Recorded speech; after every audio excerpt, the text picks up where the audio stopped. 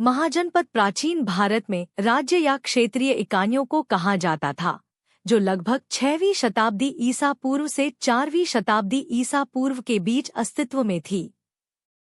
यह काल भारतीय इतिहास में महत्वपूर्ण था क्योंकि इसी समय में समाज और राजनीति में महत्वपूर्ण बदलाव आए थे और महाजनपदों का उदय हुआ था। महाजनपद शब्द का अर्थ होता है महान राज्य या प्रमुख जनपद। महाजनपदों का उदय। महाजनपदों का गठन मुख्यतः वैदिक सभ्यता के अंत और शहरीकरण के प्रारंभ के समय हुआ था। प्रारंभिक वैदिक युग में जनपद छोटे छोटे राज्य थे जो राजा या कुलपति द्वारा शासित होते थे। परंतु जैसे जैसे समाज में वर्ग विभाजन, कृषि का विकास और व्यापारिक गतिविधियों में वृद्धि हुई, छोटे जनपदों का विस्तार होने लगा और वे बड़े बड़े महाजनपदों के रूप में विकसित हो गए। बौद्ध और जैन ग्रंथों में 16 प्रमुख महाजनपदों का वर्णन मिलता है। ये महाजनपद उत्तर भारत के विभिन्न हिस्सों में फैले हुए थे। एक मगध। यह महाजनपद सबसे महत्वपूर्ण था। इसकी राजधानी शुरू में राजगृह और बाद में पाटलिपुत्र वर्तमान नाम पटना थी। मगध ने भारतीय इतिहास में महत्वपूर्ण भूमिका निभाई और इसके शासक बिंबिसार और अजातशत्रु ने राज्य का बड़ा विस्तार किया। 2 कौशल। इसकी राजधानी श्रावस्ती थी। भगवान राम की जन्मस्थली अयोध्या इसी महाजनपद का हिस्सा थी। इस राज्य का संबंध भगवान बुद्ध के समय से है। 3 वत्स। इसकी राजधानी कौशाम्बी थी। यह महाजनपद गंगा के तट पर स्थित था और व्यापारिक दृष्टिकोण से महत्वपूर्ण था। 4 अवंती। यह महाजनपद वर्तमान मध्य प्रदेश के क्षेत्र में स्थित था और इसकी राजधानी उज्जैनी थी। यह कला, संस्कृति और व्यापार का महत्वपूर्ण केंद्र था। 5 अंग। अंग महाजनपद की राजधानी चंपा थी। यह वर्तमान बिहार और पश्चिम बंगाल के कुछ हिस्सों में फैला हुआ था। 6 गांधार। यह महाजनपद वर्तमान पाकिस्तान और अफगानिस्तान के क्षेत्र में स्थित था और इसकी राजधानी तक्षशिला थी। गांधार शिक्षा और व्यापार का प्रमुख केंद्र था। 7 काशी। इसकी राजधानी वाराणसी थी।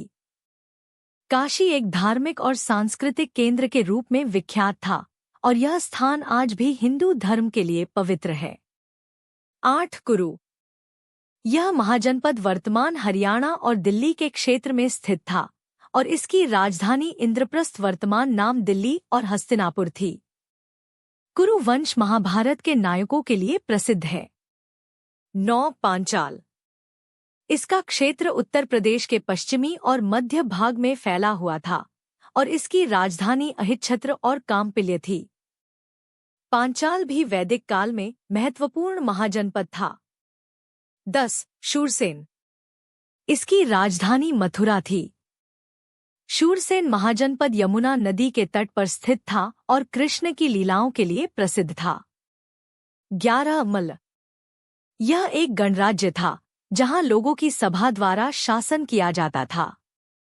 इसकी राजधानी कुशीनगर और पावा थी, जो भगवान बुद्ध के परिनिर्वाण से जुड़ी है। 12 चेदी। इसकी राजधानी शोभावती थी। यह महाजनपद वर्तमान मध्य प्रदेश के क्षेत्र में फैला हुआ था।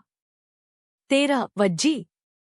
यह एक संघीय गणराज्य था जिसमें 8 कबीले शामिल थे, जिनमें लिच्छवी प्रमुख थे। इसकी राजधानी वैशाली थी और यह भगवान महावीर का जन्मस्थान था। 14 पश्मक। यह दक्षिण भारत के क्षेत्र में स्थित एकमात्र महाजनपद था। इसकी राजधानी पाटन वर्तमान नाम महाराष्ट्र थी। 15 मत्स्य। इसकी राजधानी विराटनगर वर्तमान नाम जयपुर थी। यह महाजनपद महाभारत में विराट राजा के राज्य के रूप में प्रसिद्ध है।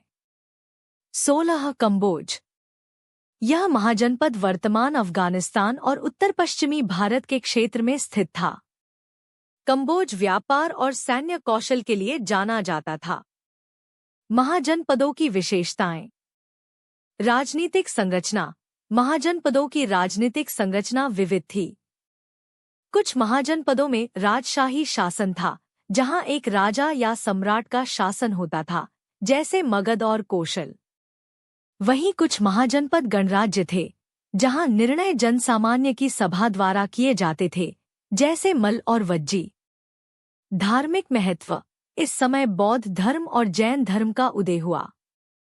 भगवान बुद्ध और भगवान महावीर ने कई महाजनपदों की यात्रा की और अपने धर्म का प्रचार किया। वैशाली, कुशीनगर, श्रावस्ती, राजगृह और मथुरा जैसे स्थान इन धार्मिक आंदोलनों के प्रमुख केंद्र थे। आर्थिक विकास। महाजनपद काल में व्यापार और कृषि का विस्तार हुआ।